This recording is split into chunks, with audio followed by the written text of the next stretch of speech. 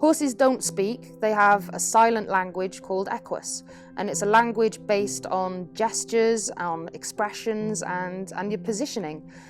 We can utilise that language to our own benefit if we can understand and if we can listen to the horse.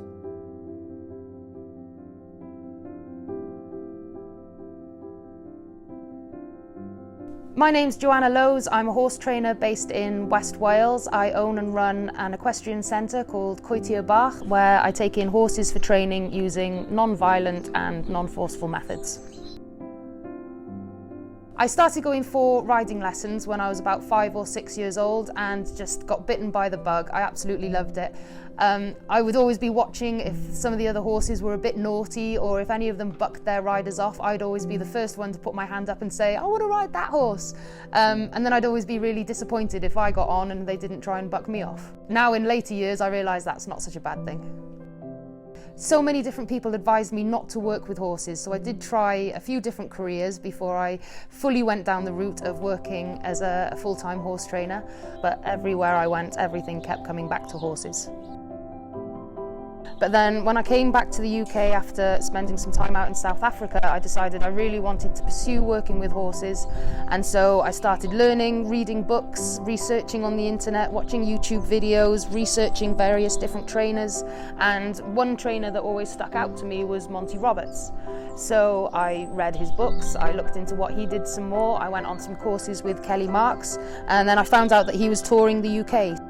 I was really lucky to be volunteering at one of Monty Roberts' demonstrations when he announced that he was looking for a PA. I applied for the job and the rest is history. I started travelling with him straight away, and from there I started doing more and more hands-on work with the horses.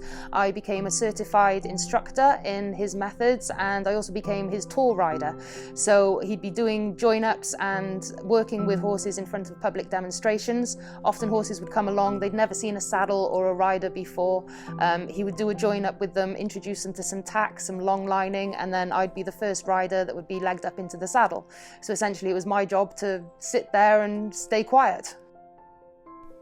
Join-up is a non-violent, force-free way of working with horses. It's based on their own natural way of communicating. It utilises silent body language and gestures and allows horse training to commence in a much more effective and humane manner. Join-up was discovered by Monty Roberts observing wild horse behaviour, and it was he who found a way to mimic this process. With the understanding that horses do not learn through fear or pain, but rather from pressure and the release of pressure. Horses are naturally flight animals, but through join-up they can gain confidence and learn to trust their handler. The overall aim of a join-up is to have a horse that wants to be with you. So it's really important that when he is with me, that my heart rate is low. I keep everything as relaxed as possible, because if I'm nervous and panicking, he'll pick up on that and he'll feel it. And why would an animal want to gravitate towards a place that isn't a place of safety?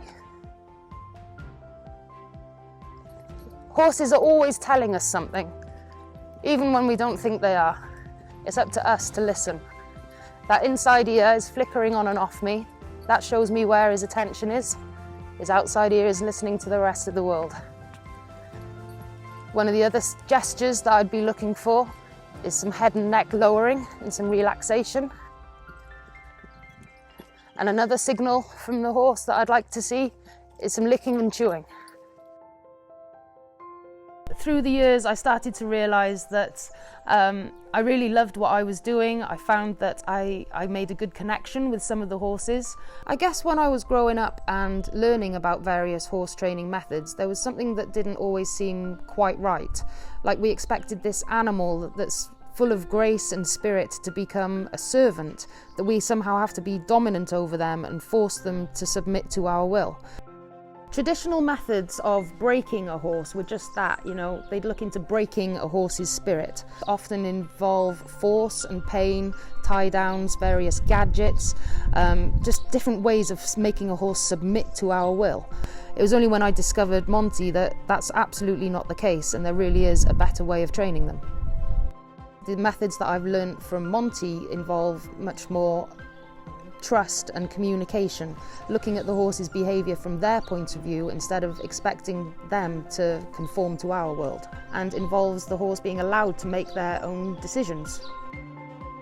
Working with a legend like Monty has offered me countless opportunities. I'm so grateful to have been able to work all around the world, and I'm truly honoured to be a part of Monty's vision for a better world for people and for horses too.